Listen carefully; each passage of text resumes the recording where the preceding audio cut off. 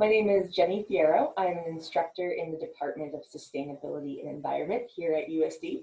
And I teach introductory geology or sciences for educators. And I'm also the primary faculty to teach undergraduate sustainable environment. So if you are interested in sustainability and you are willing to take some classes, take my introductory sustainable environment class, and then we can hang out and talk about the earth. It's cool. Sounds great, and a lot. So you're planning to go on a faculty program. Where are you planning to go?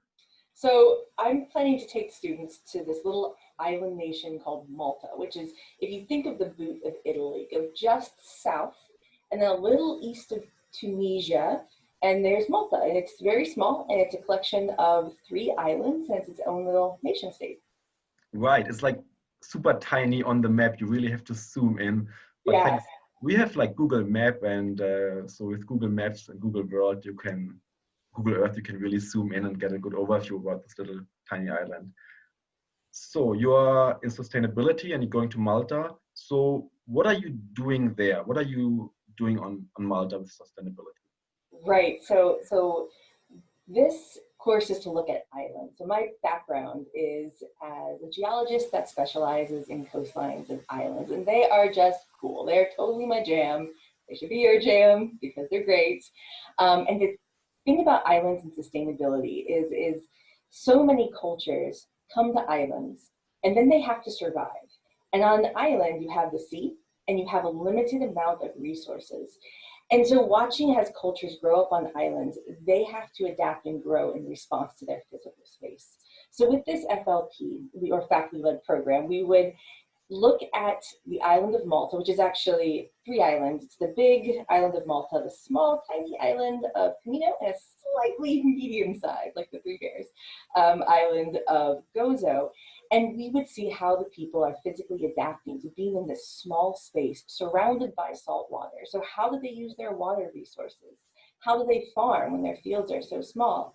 How do they deal with their rapidly expanding population while in a culture that is extremely old? So you have tons of historic buildings competing with sort of modern needs. So how do we deal with that? And so that's the main focus. And the hope too is to take a little jaunt over to the island of Sicily, which is also an island, but it's a slightly different island. And so how does that physical space change the needs of the people that are there? And then the bigger hope is that we can sort of compare and contrast and see what we can take from learning about these systems and bring it back to South Dakota and see if there are ways that we can find similarities, maybe some differences. So you have been to Malta already, right? I have been. It's a really beautiful place. So what is the highlight of the FLP, or what is the really, really interesting place to visit for the students who have no idea about this island? So it's hard because you've got these it's 3 islands. The little one, Camino, is the only people that live there really are a farmer, his wife, and their goat, and then a policeman who like comes over on the ferry each day. So I'll kind of put that one out of the equation. But it's kind of the thing I think is really cool is this competing nature of Gozo is this agricultural place, and Malta is much more urban. Malta is full of these beautiful honey-colored stone buildings and then evidence from like Phoenicians, and Gozo is agricultural. And what's fascinating for me is living out here in South Dakota, these massive farm fields. But then you go to Malta, it's so tiny. You have fields that are the size of my backyard, and they're trying to grow vegetables for everyone. How do you do this? And I'll never forget just going up to the top of a place called the Citadella, which is on the island of Gozo. And it's part of the old capital of Rabat. And you go up there, it sort of rises out of the center. And you can stand up there and you can see the entire island. That's how small it is. And they're trying to grow food in this small space. I thought that was just fascinating. That sounds really fascinating.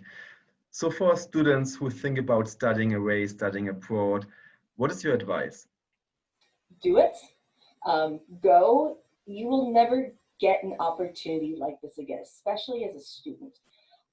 Because when you go, you will have access to people that you normally wouldn't. For example, when I was in Malta, we went to this old medieval city called Mdina, if you've ever seen a Game of Thrones, you've seen Undina because they used it as a set.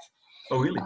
And we got a tour by the mayor of Undina, and he showed us all of these interesting things that we wouldn't know if we just went there with a general tour group or by ourselves. So this tour from the mayor of Undina is fascinating. So definitely go. It's life-changing. You won't get these opportunities again. That sounds really great. Thank you so much for your time, Jenny. Of course. Thank you.